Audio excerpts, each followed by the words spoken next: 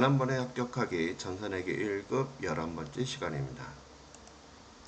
자, 이번 시간에는 우리 무형자산에 대해서 배울 건데요. 자, 무형이다라는 얘기는 없을 무자의 형태형이죠. 그래서 만지거나 볼 수 없는 자산이지만 그 가치를 인정받는 자산을 우리가 이제 무형자산이다라고 얘기하는 것입니다.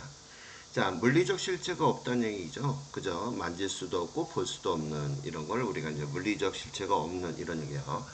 자, 그러면 이제 우리가 비화폐성이다 이렇게 나오는데 화폐성이라는 얘기는 바로 현금화되는 자산은 화폐성이고 비화폐성이라는 얘기는 판매를 함으로써 자금 회수를 할 수 있는 그런 자산들을 비화폐성 자산이다라고 얘기하는 것입니다.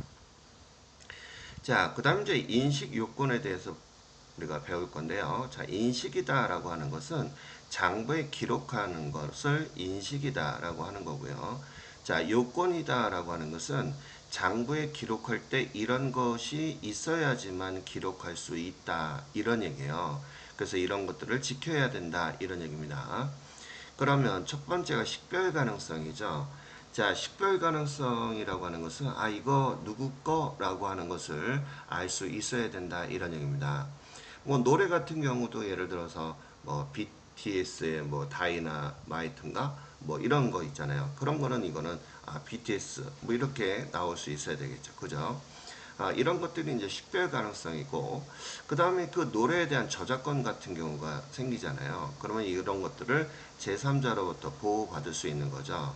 자기 거라고 우길 수 없잖아요. 이런 것들을 우리가 이제 권리를 창출하기 위해서 특허권, 산업재산권, 상표권 이런 게 뭐예요? 제3자로부터 권리를 보호하기 위한 하나의 방편이다라고 보는 거죠. 자, 이런 게 이제 자산에 대한 통제다라고 보는 거고요. 그 다음에 미래 경제적 효익의 유입이다라고 하는 것은 자, 우리가 예를 들어 하나의 발명을 했어요. 그러게 되면 이거 어떻게 되죠? 제품화 시키면 우리가 돈이 되잖아요. 물건을 판매할 때마다.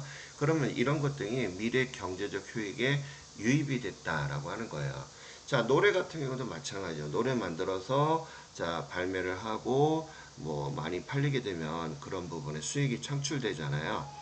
자, 이런 것들. 그러면 이런 무형자산이 되려면 이 세 가지가 이루어져야 된다. 첫 번째, 누구 거라고 하는 거를 우리가 알 수 있어야 되고, 그 다음에 이 식별 가능성은 뭐냐면, 예를 들어 노래를 BTS가 만들었어요. 그래서 노래를 부르잖아요. 그러면 이 노래를 갖다가 판매할 수도 있어야 되는데, 이때 가수하고 노래하고는 분리해서 판매가 가능해야 되는 것도 하나의 식별 가능성이다라고 보시면 되겠어요. 자, 그 다음에 이제 종류는 어떤 것이 있느냐. 영어권이라고 하는 거와 그 다음에 개발비 이 두 가지가 시험 문제에 가장 많이 나오는데 우리는 시험에서는 일반 회계 기준 즉 한국이 만든 일반 회계 기준 코리안 갭이라고 얘기하잖아요. 그 부분에 대해서 배우도록 하겠습니다. 국제회계 기준에 관련돼서는 우리 시험에서 안 나오니까 그 점 알아두시고 그럼 이 영어권이다라고 하는 거 부분은 어떤 것이 있느냐. 자, 먼저 여기 첫 번째 보니까 자가 창설에 대한 영어권은 인정되지 않으며 이런 얘기가 나와 있는데 자, 이 말이 무슨 말인지서부터 설명하겠습니다. 자, 자기가 스스로 인기 가수다라고 할 수 없죠. 누가 인정을 하는 거잖아요. 그만큼 값어치가 올라가는 것이고. 그래서 스스로 인정하는 이런 영어권은 인정하지 않는다. 예를 하나 들어볼까요? 자, 이렇게 새로운 신도시에 자, 상점을 하나 열었어요. 그러면 이 상점은 처음 열었는데 권리금이라는 게 붙을까요? 없죠. 근데 여기다가 권리금을 붙이면 안 되는 거죠. 왜? 스스로 지가 권리금을 인정하면 누가 이거를 인정합니까? 인정 안 하죠. 그죠? 이런 것들. 즉, 자기가 스스로 붙이는 영어권에 관련된 것은 우리가 인정할 수 없고, 자, 유상으로 취득한 부분만 자, 내가 권리금 얼마를 주고 구입을 했다. 이 점포라든지 뭐 이런 것들, 그런 것들만 회계에서 인정하고 있습니다. 그래서 매수 영업권만 계상이 가능하다. 이런 얘기예요. 자, 그럼 이제 우리가 이 영업권에 대해서 말이 나왔으니까 요 내용 전산 세무 2급까지도 우리 한번 예를 한번 들어보겠습니다. 자, 지금 A라는 회사에 재무상태표가 있는데요. 차변에 자산이 나와 있고 대변에는 부채하고 자본이라는 것이 있습니다. 자, 그럼 우리가 예를 들어서 자산이 1,000원이고요. 부채가 400원. 그 다음에 자본이 600원인 회사에 재무상태표가 있습니다. 갑이라는 회사라고 한번 해보자고요. 자, 이 회사를 지금 진호가 인수하려고 그래요. 그러면 이 회사가 작성한 재무상태표를 보고 이것을 그대로 인정할 것이냐 이런 얘기예요. 그럴 수 없죠. 왜냐하면 갑이라는 회사는 자기네 회사를 비싸게 팔아먹으려고 자산이라든지 또 자본이라든지 이런 것들은 부풀릴 거 아니에요. 그래서 우리가 어떻게 하느냐면요. 이렇게 우리가 기업을 매수하는 게 M&A다 이런 얘기 혹시 들어보셨어요? 자, 이럴 때는 기업에 대한 공정 가치를 파악을 하게 되는데요. 자, 이건 아무나 하는 게 아니라 감정평가사나 공인회계사들이 하는 거예요. 자, 했더니 맞더라. 제대로 감정평가의 금액대로 나왔다. 이런 얘기예요. 그때 진호는 이 회사를 400원에 이 회사를 인수하는 경우, 그 다음에 두 번째는요, 이 회사를 800원에 인수하는 경우. 자, 이 두 가지 경우가 있을 수 있는데요. 400원이다. 그럼 이 회사는 투자한 돈이 600원인데 400원에 인수했어요. 그러면 진호가 붕괴해요. 자, 자산 그대로 들어오겠죠. 1,000원. 그 다음에 부채도 그대로 인수하게 돼요. 재부채 400원. 그 다음에 400원 냈죠. 지금 진호가. 뭐 현금으로 지급했다. 그럼 200원만큼 어떻게 돼요? 싸게 인수했잖아요. 자, 이때 뭐라고 얘기하냐면, 자, 염가 매수 차익이라고 해요. 염가 매수 차익. 이렇게. 자, 이렇게 싸게 인수했다 그러죠. 진호가. 그래서 이것을 우리가 염가 매수 차익. 자, 이렇게 우리가 회계 처리를 한다. 자, 반대로요. 진호가 지금 800원에 인수했어요. 그러면 자, 1,000원 하고요. 부채, 재부채 400원 하고 800원에 인수했으니까 현금으로 나갔어요. 그럼 얼마가 더 나간 거예요? 200원만큼 이 회사를 더 주고 샀잖아요. 이럴 때 우리는 영업권이다라고 하는 거예요. 그래서 인수합병할 때 더 주면 영업권, 덜 주면 뭐라 한다? 염가 매수 차익이다 라고 우리가 회계 처리한다는 점을 알아두셨으면 좋겠습니다. 시험에서도 전산세무 2급에서 시험에 자주 나오니까 그 점 알아두시고 좀 계정 과목들 알아두시면 좋겠죠. 그죠? 자, 그 다음에 이제 개발비에 대해서 한번 보도록 하겠습니다. 자, 개발비라고 하는 것은 우리가 이제 어떤 그 새로운 제품, 무에서 유를 창조할 때는 상당히 쉬운 게 아니잖아요. 그래서 처음에 신제품이라든지 신기술, 뭐 이런 것들을 이제 만들게 되죠.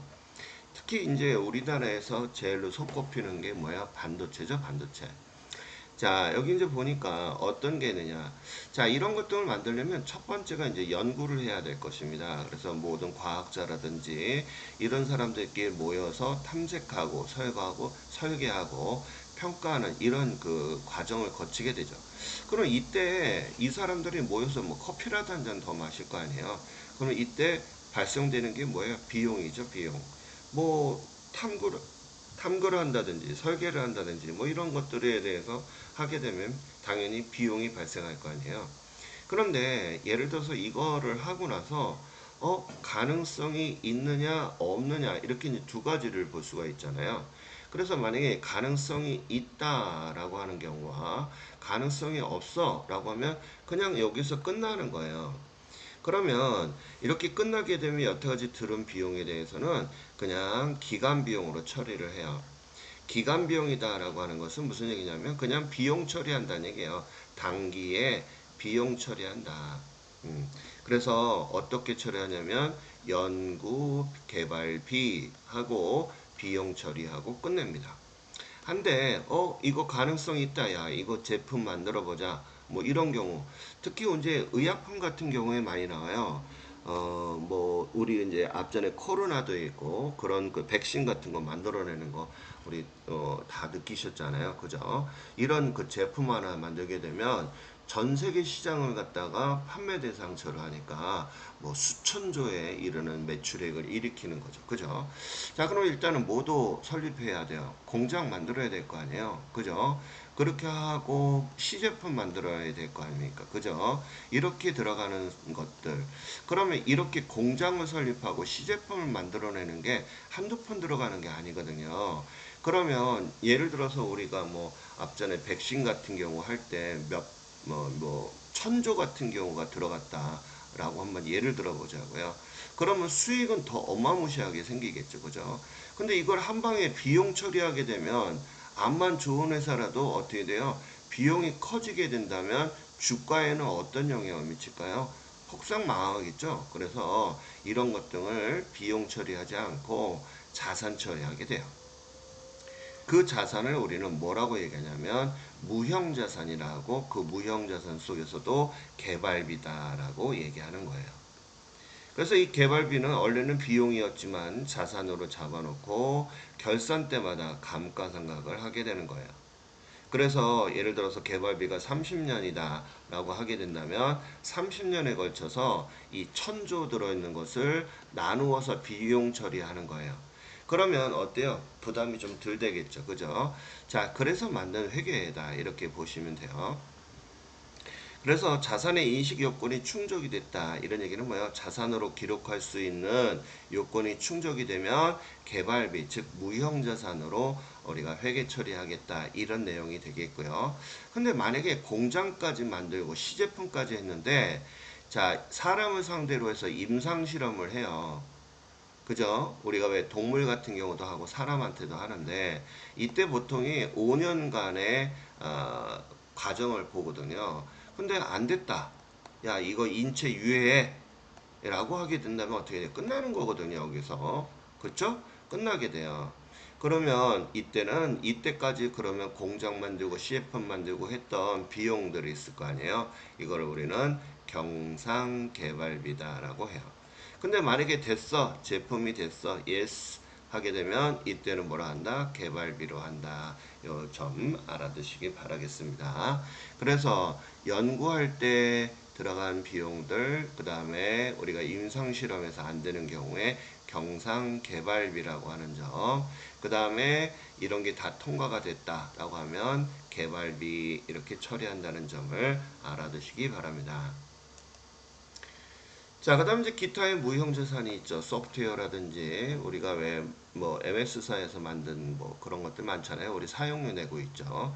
라이센스나 프랜차이즈 저작권 같은 경우가 기타의 무형자산이다. 보시면 됩니다. 자, 그 다음에 이제 상각이라는 게 있죠. 상각이라는 얘기는 없애서 비용 처리한다는 얘기예요. 그러면 이 상각 기간이 한 방에 비용 처리하면 기업에서는 부담이 된다라고 했었잖아요. 그래서 어떻게 한다고 그랬어요? 제가 나누어서 비용 처리하는 거를 우리가 감가상각한다라고 했었죠. 그래서 이런 부분에 관련된 것들을 우리가 이제 정하게 되는데, 몇 년을 초과할 수 없다 그랬어요? 20년을 초과할 수 없다. 이런 얘기예요. 20년에 걸쳐서 비용 처리해라. 이런 얘기예요. 자, 삼각하는 방법은 합리적인 방법으로 기업이 선택할 수 있어요. 그래서 뭐 정해법, 정률법 뭐 이런 것 등을 우리가 이제 할 수 있는 건데요. 자, 그런 방법을 할 수 없을 때는 정해법으로 우리가 삼각을 한다는 거 꼭 기억하시고. 그럼 왜 정해법일까요? 그쵸. 정해법은 일정하게 나오니까 비용이 적게 나오는 방법이잖아요. 그러다 보니까 기업에서는, 국가에서는 세금을 많이 걷어들이려면 정해법으로 해야지 비용이 적게 나오겠죠. 그죠? 그래서 정해법으로 정한 거예요. 자, 아무튼 요 시험 문제 많이 나와요. 정해법을 정률법으로 한다. 뭐 이런 내용 아닙니다. 정해법으로 한다. 방법을 선택하지 못할 때는 무슨 법? 정해법. 그 다음에 우리가 이 직간접법이다라고 하는 것은 분개할 때 차변의 감가상각비 하고 특허권이면 특허권 이렇게 직접 자산에서 차감하는 방법이 있고, 이렇게 감가상각 누계액 이렇게 우리가 간접법을 쓰는 방법, 이렇게 두 가지 방법이 있는데, 현재 우리나라의 회계 기준에서는 직접법보다는 간접법으로 회계 처리하는 것을 인정하고 있어요. 왜? 세법에서 그렇게 하라고 하고 있거든요. 왜냐하면 그 자산을 총액으로 표시하고 그 다음에 그 사용분에 대한 그런 부분을 이렇게 간접법으로 표시하라는 게 세법의 입장이다 보니까 이렇게 하고 있다. 그 다음에 잔존가치. 잔존가치가 무슨 얘기예요? 내용연수가 끝난 다음에 이런 얘기예요. 차를 팔았을 때 또는 이런 그 자산을 팔았을 때 받을 수 있는 가치. 예를 들어 볼까요? 자, 차가 있어요. 자, 차는 내용연수가 5년이거든요. 자, 차 가격이 1,000원이다라고 한번 해볼게요. 그럼 5로 나누게 되면 1년에 200원만큼 가치가 떨어진다는 거예요. 그럼 내가 1년 동안 자동차를 타고 다녔으면 얼마가 떨어졌다는 거예요, 가격이. 그쵸, 200원. 그럼 이 차의 원가는 얼마란 얘기일까요? 800원이에요. 그래서 내가 800원보다 비싸게 900원에 팔았다라고 하게 되면 100원만큼 비싸게 팔았으니까 이것을 유형자산 처분 2. 반대로 이걸 600원에 팔았어요. 그럼 난 손해봤죠, 200원만큼. 그죠? 이걸 뭐라 한다? 유형자산 처분 손실이 한다. 자, 그럼 제가 이 차를 5년 동안 다 타고 다니면 이 차의 가격은 얼마가 될까요? 빵원이 되겠죠, 그죠? 그런데 이 차를 옆집에 있는 철수 아저씨가 야, 이거 너 5년 다 타고 다니고 뭐 차가 찌그러지든 망가지든 간에 나한테 무조건 팔아. 내가 100원 인정해 줄게. 이렇게 했어요. 그러면 이 차 주인은 자 나중에 5년 타고 다니고 우리 철수한테 팔면 100원만큼은 받을 수 있는 거 맞죠? 이거를 우리가 잔존가치라고 하는 거예요. 그래서 내용연수가 끝난 후에 처분했을 때 받을 수 있는 가치를 우리는 뭐라 한다? 잔존가치다. 이렇게 하는 점 알아두시기 바래요. 자, 그 다음에 이제 기타 비유동자산이다 라고 하는 것은 그 외에 이제 자산들을 얘기하는 거죠. 임차보증금, 전세권, 장기매주채권, 부도어음과 수표 같은 경우가 여기에 해당이 됩니다. 자, 시험 문제에서 어떤 것이 나오는지 한번 풀어보자고요. 자, 무형자산과 옳지 않은 것은 이렇게 얘기가 나와 있네요. 자, 여기 이제 보면 회사가 사용할 목적 맞죠? 실체가 없는 비화폐성 자산이다. 맞는 얘기고요. 개발비는 개발 단계에서 발생을 해서 미래 경제적 효익을 창출할 것이 기대되는 자산이다. 맞는 얘기가 되는 거죠. 자, 내부적으로 창출할 브랜드라든지 고객 목록과 이와 유사한 실질이 유사한 항목은 무형자산으로 인식할 수 있다라고 했는데요. 없어요. 자, 내부적으로 창출한 브랜드라든지 또 이런 것 등은 우리가 인정하지 않는다라고 했었죠. 그래서 3번이 정답이 되는 거죠. 자, 4번 보니까 무형자산이나 비용으로 구분할 수 없는 경우에 모두 연구 단계에서 발생한 것으로 본다. 왜냐하면 연구 개발 단계에서 발생을 한 거잖아요. 그래서 이런 문제들이 시험에 나오고 그 다음에 개발비로 해서 포함되지 않는 것은 어떤 것이냐 이런 얘기가 나왔는데요. 개발비라는 게 뭐예요? 무형자산이죠. 인식 요건을 갖춘 거예요. 자, 연구개발, 연구활동은 그냥 연구비잖아요. 그래서 이건 개발비에 안 들어가고요. 그 다음에 설계나 뭐 생산자 모형에 있는 제작비용 이렇게 나왔는데 우리가 시제품이라고 하잖아요. 이거는 우리가 뭐예요? 개발비라고 들어가는 거죠. 그 다음에 사용할 기계장치 취득원가라고 나와 있는데요. 활동에 사용할 기계장치 취득원가 여기도 해당이 없죠. 이것도 해당이 없고요. 그 다음에 기계장치의 감가상각비 이렇게 나와 있어요. 그럼 이건 뭐예요? 실제로 개발활동을 하면서 발생한 거니까 당연히 개발비 자산에 해당이 되겠죠. 그 다음에 또 뭐가 있어요? 새로운 제품에 대한 여러 대찬에 탐색하고 평가 이거는 연구개발비에 해당이 되거든요. 그래서 이것도 해당이 없다. 그래서 정답은 가번 X 친 것만 가다마 이렇게 해가지고 4번이 정답이 됐습니다. 여기까지 무형자산에 대해서 배웠는데요. 그 외에 회계 처리하는 거 이런 것들은 문제 풀면서 더 보도록 하겠습니다. 자, 수업하느라 수고하셨어요.